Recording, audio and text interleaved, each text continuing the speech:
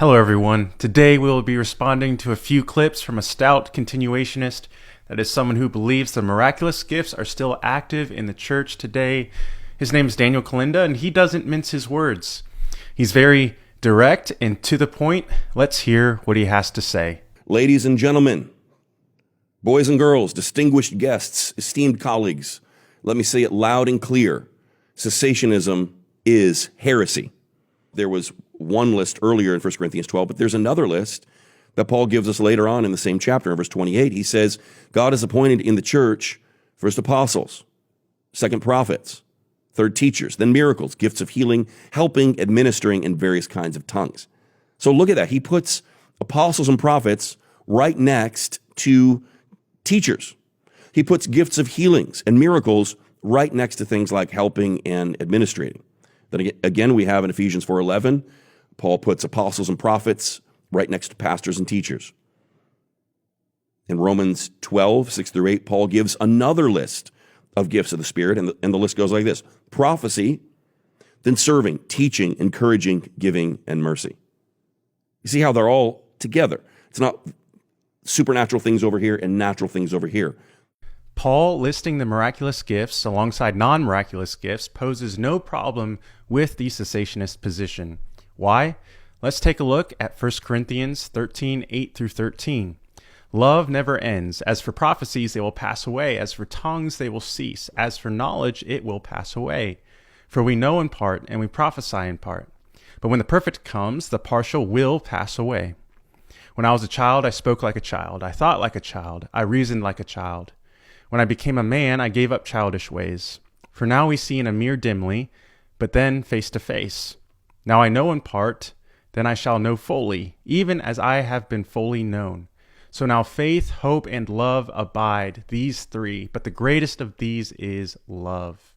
This passage is the clearest reason to prove that the Spirit is no longer giving sign gifts, that is, miraculous gifts today. First, we have a contrast between temporary gifts and permanent blessings. And what are these temporary gifts? Well, it's prophecy, tongues, and knowledge. What are the permanent blessings? Well, it's faith, hope, and love. These temporary gifts are partial by design because they will be replaced by something complete.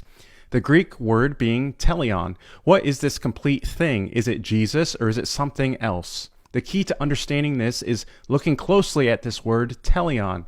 It is a neuter adjective, therefore it is not referring to a person, Jesus, rather it is referring to a complete thing.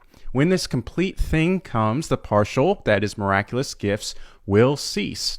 Some may say, well, Paul is talking about Christ's return, but take notice that this perfect or complete thing will come before Christ's return. Why? Because hope will still be present when it comes. When Christ comes, there will be no reason to hope anymore because everything will be made new.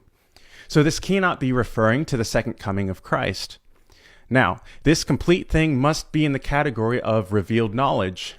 What's it replacing? Prophecy, tongues, and miraculous knowledge. These things are partial, but what Paul is alluding to is a kind of knowledge that is complete.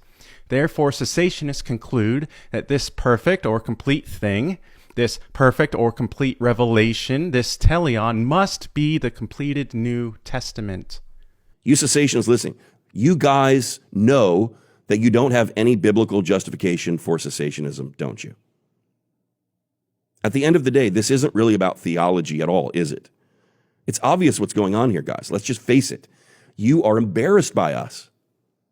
You're embarrassed by people that speak in tongues and prophesy.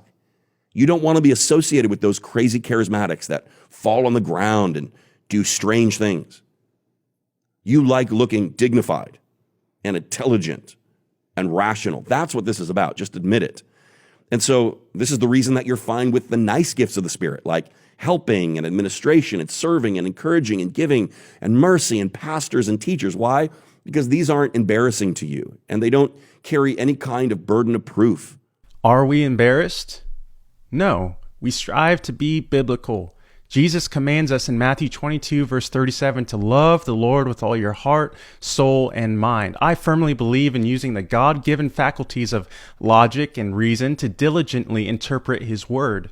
And I will agree that we do not want to be associated with people falling on the ground and rolling around uncontrollably and whooping and hollering, as this would not be consistent with the fruit of the Spirit, self-control. The gag's up, guys. I'm calling you out. Cessationism is cowardice. Is cessationism cowardice? I don't believe so. Let me know what you think in the comments below. Thanks for watching.